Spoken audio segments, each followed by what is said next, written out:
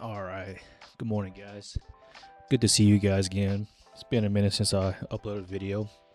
This is going to be a different type of video. Instead of trying to talk about myself or anything, I just want to talk about what I have learned, a deep unlock that God gave me while reading the Bible.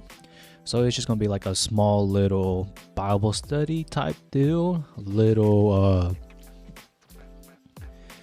just to show you what I learned, and it could resonate to you, it could teach you something, or it could show you how beautiful God is, or whatever. It's just a small thing, small video, just to show how beautiful and meticulous God is in the Bible, and then how you know that this is a God inspired written book. So yeah, we're just going to dive right in real quick and just talk about it. I'm reading the Bible again a second time around. I'm already halfway through Psalms, and I had this revelation a few weeks ago, like a month ago or so. It was just so beautiful what God showed me a month and a half ago. It was a while ago, but I want to talk about it now. Also, I've been out of town for a couple months, so I haven't really been home. I've been following, my uncle's a pastor, and I just wanted to learn from him a little bit. So, okay, I went out of town for a couple months. But I'm not going to get deep into that, so that's why I haven't really recorded any videos or done anything. But we'll keep this quick. So like I said, I'm reading the Bible the second time around, and I'm in Psalms. But this deep unlock came from Genesis. Genesis is so deep. It's so deep and beautiful on how it started from the beginning and everything. I don't know. It's just, if you truly look into Genesis, there's so many life lessons you can take out of. But we're going to talk about the second sons, or rebirth, or whatever, being born again. As I was reading Genesis a while ago and listening to some things, and then I didn't think anything of it in the beginning, but I was all the way up to Joseph, and then where he had his two sons, Manasseh and Ephraim, I think is his name. It's the two sons, the older son and the younger son. And Israel, Jacob, Joseph's father, before he passed away, he blessed the second child, not the first child. All right. Which it should be talking about it in the end of Exodus. Not Exodus, Genesis. I got my Bible right here, so it won't take long. So Joseph brings his sons to Jacob. It's Genesis chapter 48 if you want to read it, or 49 actually, chapter 49. No, 48. And two sons are Manasseh and Ephraim's. Okay. So a little context. Joseph he's a governor of this land in Egypt. He saved his family from a famine and everything like that. And Jacob, the father of Joseph, is about to pass away and everything. And Jacob, he blesses the second child. I believe it is, if we look at 48:13, it says Joseph took them both, Ephraim in his right hand towards Israel's left hand, and Manasseh in his left hand towards Israel's right hand, brought them near unto them. And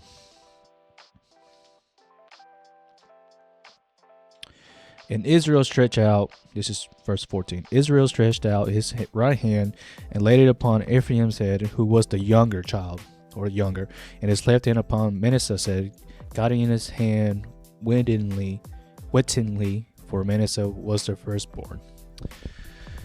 And he blessed Joseph and said, God, I feel like I'm getting too deep into it. I'm not going to read it. Ephraim, the second child, he blessed Israel blessed them. Okay, and I'm thinking, and explains, even Joseph himself, if you read it yourself, Joseph, he explains it. He says, Manasseh is the older child, you need to be blessing him, he was the firstborn. And and then Israel was just like, blessing the second child. And in my head, I'm like, why bless the second child? Like me, I'm the oldest son in my mom's family, and it didn't make sense. Like, you've been taught that the firstborn, they get in charge of everything, they get all the blessing and stuff like that. It didn't make sense in my head.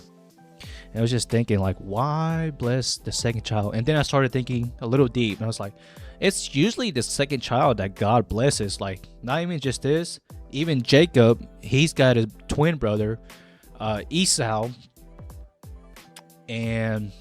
but God blesses more Jacob than Esau, or even Cain and Abel.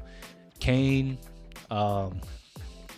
gave him the fruits to God, but he wanted Abel's offering.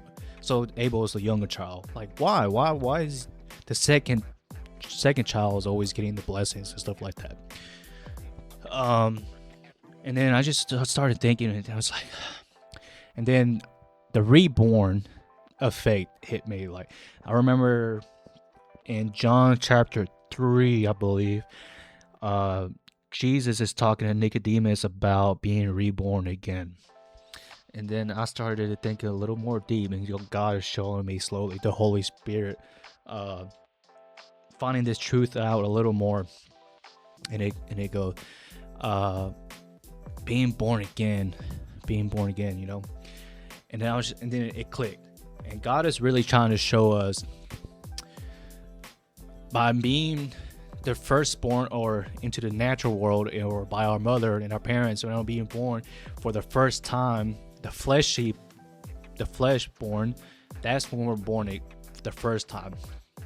And in order to get God's blessing and to live a new life, you have to be born again.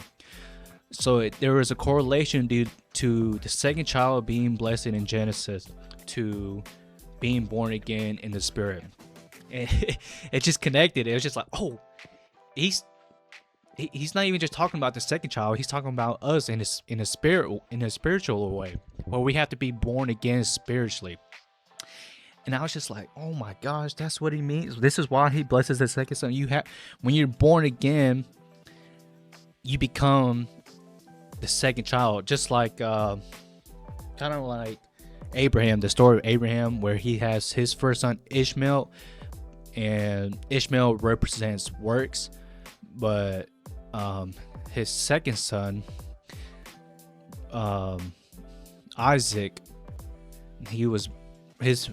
the birth of Isaac was representative of by faith, because Abraham was almost 100 years old. You have to have faith to have a child, and it was just hard to believe Abraham to. I could go deep into it, and I'm not gonna go into it. But anyways, at the end of it, God is trying to show us that the blessings we will have, we have to be born again, or otherwise we won't see the kingdom. This is exactly what Jesus told Nicodemus in John chapter 3. And it clicked, and that was really it. That doesn't mean, like, when you get born and you follow Christ, that he'll give you all the blessings, like you'll get a new truck or a new house or a husband or a wife or whatever. Not a blessing in that way, but a blessing where God creates peace in your life and everything. And that is the true blessing. And then you start to walk in a different way, And so, yeah, it's just as a small little thing, nothing too deep, but actually pretty deep, where it just connected that by being born again, we become the second child, and then God give us the blessing and stuff like that. So if somehow you want to connect that to whatever you're learning, or just to show you how beautiful God is, then great. If not, if this doesn't make sense, it's definitely understandable. If you have any questions, stuff like that. We're not going to keep this video a little longer. I'm still working on trying to figure out how to explain it a little better. But if this video kind of touched your heart a little bit, or realize how God, how beautiful God is, leave a like or whatever, subscribe or whatever. We'll do a little more biblical dive lesson, or biblical lessons, a little more deeper than what the church did, because you'll never hear that in church. I've never heard that in church. Being born again kind of represents us being the second child, or just the second child of God. Because when we were first born, we were Satan's child in this world, and we'll follow Satan. And by that I mean, like, we'll follow our own way, and we'll just follow into sin, and we'll just do whatever we want again. But when we're born again, we become the child of God, and then that's when we start changing, and God is working in us and everything, and then we're able to create peace in our life, and just be able to walk forward and move forward, and then learning how to crawl again and walk again, and just talk and learn and everything he does, in the way that God wants us to.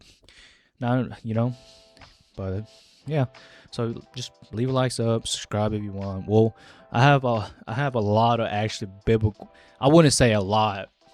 It's a lot to me because I didn't know anything. It might be a lot, but to me it's a lot. To God it's not a lot. It's like this is it for me. God is like the ocean of the knowledge or whatever. But that's one little unlock that God gave me, and I'm very grateful for it, because it makes me realize that I am the child of God now, being born again, and it was just so beautiful. But that's really it. Like I said, last time, just leave a like, subscribe, or whatever. Share it. Maybe you could teach this to somebody else. Who knows? But thanks for listening. I'll keep posting more, a little more, whatever, updated. But yeah, appreciate you. You guys have a good day. Have a blessed day. Bye.